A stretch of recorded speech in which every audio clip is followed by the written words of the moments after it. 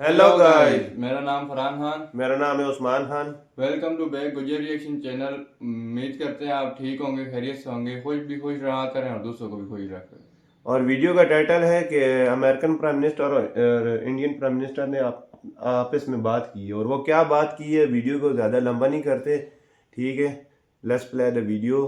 1 2 3 let's go.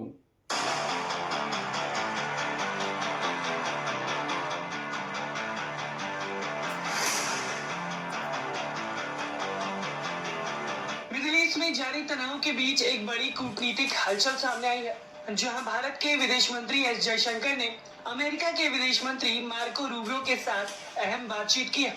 इस बातचीत का मुख्य फोकस मिडिल ईस्ट में चल रहा संघर्ष, उसका वैश्विक अर्थव्यवस्था पर असर और सबसे महत्वपूर्ण ऊर्जा सुरक्षा का मुद्दा रहा। इस बातचीत की जानकारी खुद विदेश मंत्री एस जयशंकर ने सोशल मीडिया प्लेटफॉर्म एक्स पर पोस्ट करते हुए दी, जहां उन्होंने लिखा कि दोनों नेताओं के बीच विस्तार से चर्चा हुई। उन्होंने बताया कि पश्चिम एशिया में जारी संघर्ष का असर केवल क्षेत्रीय नहीं है, बल्कि पूरी दुनिया की अर्थव्यवस्था पर दिख रहा है। खासतौर पर तेल और गैस की सप्लाई को लेकर चिंता जताई गई, क्योंकि मिडिल ईस्ट दुनिया का सबसे सबसे बड़ा मतलब ऊर्जा इम्पोर्टेंट आपूर्ति चीज़ है तेल करने गैस वाला की वजह क्षेत्र से, है जिसकी वजह और से वहां पर आवाम जारी परेशान संघर्ष हो की रही वजह है। से पूरी दुनिया में अफरा तफरी का माहौल है। इस बीच संघर्ष को लेकर एक बड़ा ऐलान अमेरिका की तरफ से सामने आया, जहां अमेरिकी राष्ट्रपति डोनाल्ड ट्रंप ने यह ऐलान किया है कि उन्होंने ईरान के खिलाफ होने वाले आने वाले दिनों में संभावित हमलों को फिलहाल टाल दिया है। और उनका कहना है कि अमेरिका और ईरान के बीच पिछले 2 दिनों में बहुत अच्छी और सकारात्मक बातचीत हुई है। इसके साथ ही उन्होंने ये भी कहा कि ये बातचीत गहराई से हुई और आगे भी जारी रहेगी। लेकिन इस कहानी में ट्विस्ट तब आया जब ईरान ने इस दावे को पूरी तरह से खारिज कर दिया। दरअसल ईरानी संसद के स्पीकर मोहम्मद बागेर गालिबाफ ने साफ कहा कि अमेरिका के साथ ईरान की कोई बातचीत नहीं हुई है।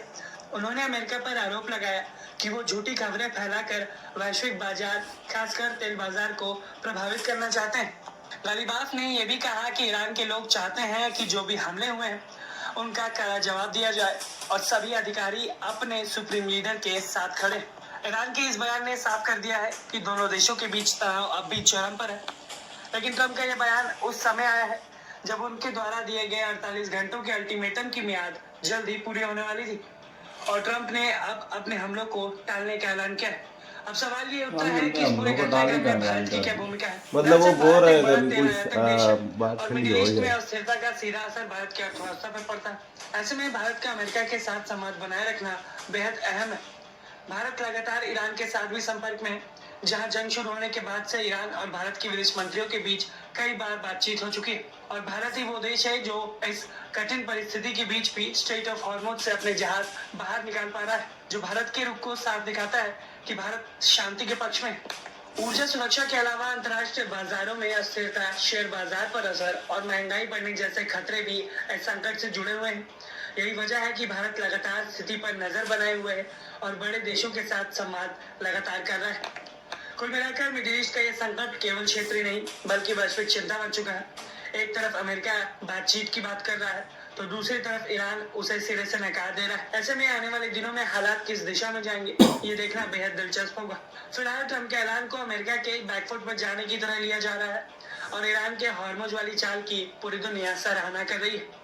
और इन सब के बीच अमेरिका का भारत पे फोन घुमाना यह भी दिखाता है कि भारत इस वक्त बेहद अहम भूमिका रखता है। भारत और अमेरिका के बीच हुई इस बातचीत पर अपनी राय हमें कमेंट।